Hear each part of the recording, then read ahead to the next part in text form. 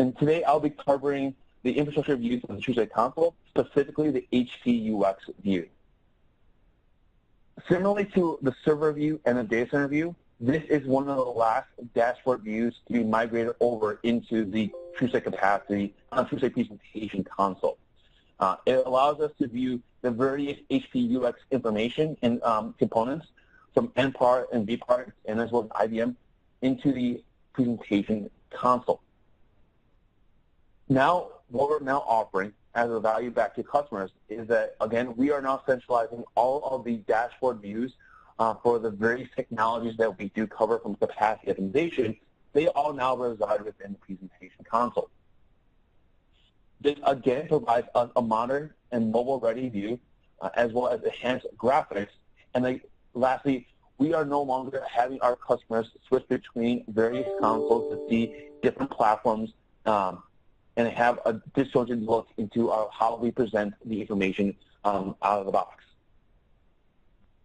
So when we compare what's offered today, where that today resides within the capacity optimization console, we're now migrating it over into the presentation console, which is now leveraging HTML5 for a clean and refreshing look, to provide a more unique experience with it for TrueSight.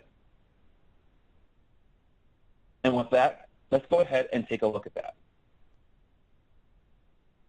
As you see here, now the HPUX virtualization view is now as part of the TrueSight presentation console.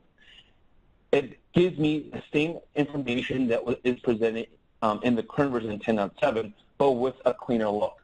Let me minimize this. This allows me to view not only the host, but the individual partitions within the UX, and as well as the feature saturations. It also allows me to drill down to the individual host detail and provide me the four basic food groups in terms of metrics from CPU, memory, disk, and network. It also provides me the same way in terms of the types of how far back of the data sets I can go, as well as the data granularity.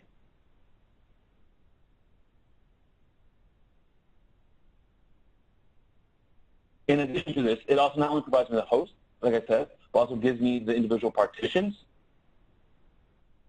the feature saturations if we do when we calculate one, and gives me a map detail.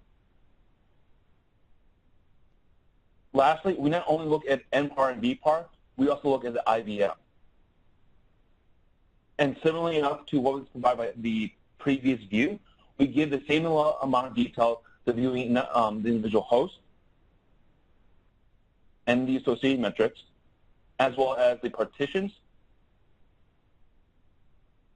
within the IBM, as well as the feature saturation and a visual representation of the environment.